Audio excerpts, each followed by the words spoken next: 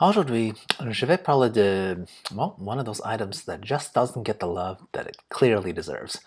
And of course, I am talking about lard bread, aka prosciutto bread, aka Tortano, maybe, I think. Ale. XenPuck here. Well, you know I'm a glutton. Well, I'm not sure if you actually know that, but I'm telling you it's true, right? At least for things that are actually delicious to me. So today I really want to talk about, or rather shout at the rooftops about one of these items that surprisingly is still mainly stuck, hidden in some aspects of New York City as far as I can tell. And that's quite a shame because this item, the lard bread, is one of those foods that I certainly didn't grow up with, but personally could probably live on indefinitely by itself. Okay, yep. I, a Chinese American, would probably totally just eat this item forever rather than say, I don't know, fried rice or whatever, okay? Now before I get to why I love this thing, so gotta talk about what it is and what it's actually called, right? I learned of it as lard bread, kind of a regional specialty item that only a few Italian bakeries in Brooklyn makes. The closest other American name that I've heard for it is prosciutto bread, though to me that seems to limit the actual meat ingredient inside to one specific named type of cured meat, obviously, right? The so far mentioned prosciutto. So I actually consider prosciutto bread to be a subset of the larger lard bread category, right? And finally, from a totally reliable source via YouTube comment, I learned that some people consider the original Italian version to be called Tortano, which is a type of bread I believe that is usually reserved for Easter. Okay. However, when I looked that up and how the ingredients kind of commingle, I'd say this is more like a close cousin than an exact twin, right? As it looks like it has shape restrictions to the actual bread, and fillings looks to be more formally laid out, like actually being in the middle of the dough rather than simply sprinkled throughout. But hey, what do I care about authenticity in food, right? As long as it's good. Because practicality and results is all that matters. Okay, now with that out of the way, have you heard of this item?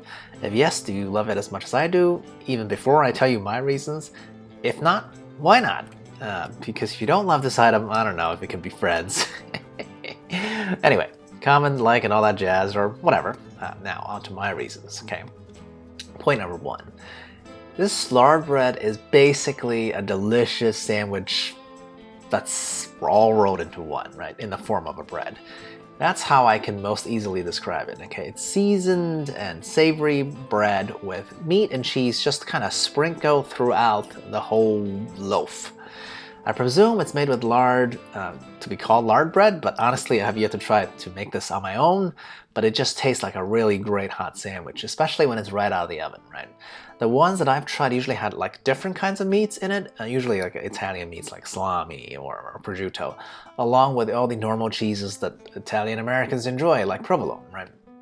So ingredient-wise, honestly, I don't think any of it is very outrageous, and yet for the final result, I think it exceeds the sum of its parts, right?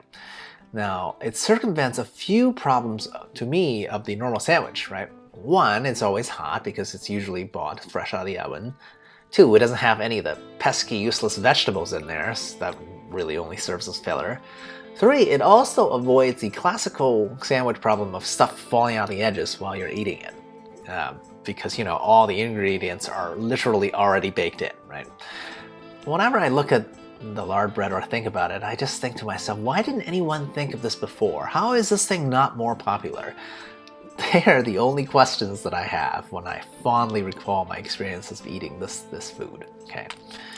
Number two, see, you know, I like to think of common rebuttals, right? When I really think about it, could this be considered something like a calzone? Because a calzone is also like an Italian sandwich type of food item that people can hold and is self-contained. I think here I'd like to note that a calzone pretty much tastes like a rolled up slice of pizza, right? As they more or less have the exact same ingredients. But for the piece of lard bread, at least for me personally, it doesn't really approximate any sandwiches that I regularly eat. Now, maybe the actual ingredients, because I told you what it was, it's just Italian meats and it's, you know, cheeses that are popular with Italian Americans, right? So the actual ingredients are quite similar to a regular, I would call it like Italian sub with meats, right? But the difference is that the Italian meat subs that I have bought before are always served cold, and lard bread is definitely much different right out of the oven, right? But hey, I'll admit maybe I'm just not a championship caliber sandwich eater, right? Some people love sandwiches. To me, sandwiches are okay, but it has its issues, right? So maybe lard bread would be less impressive to some of you out there, you know, who have eaten more toasted sandwiches than I have. To me, see, even in that case, right, I'd still call lard bread slightly ahead, purely based on the fact that the lard bread is literally just easier to carry, right? Like you get a loaf, you just break off a piece, that's a sandwich.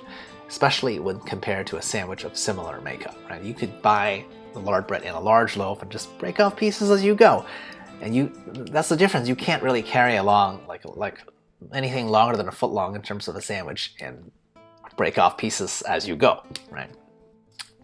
Point number 3, finally, and here we're getting even more to the practical side, right? Which is that I believe you can actually get a giant kind of loaf of lard bread and eat what you want, freeze it, and then reheat it for later, longer term enjoyment.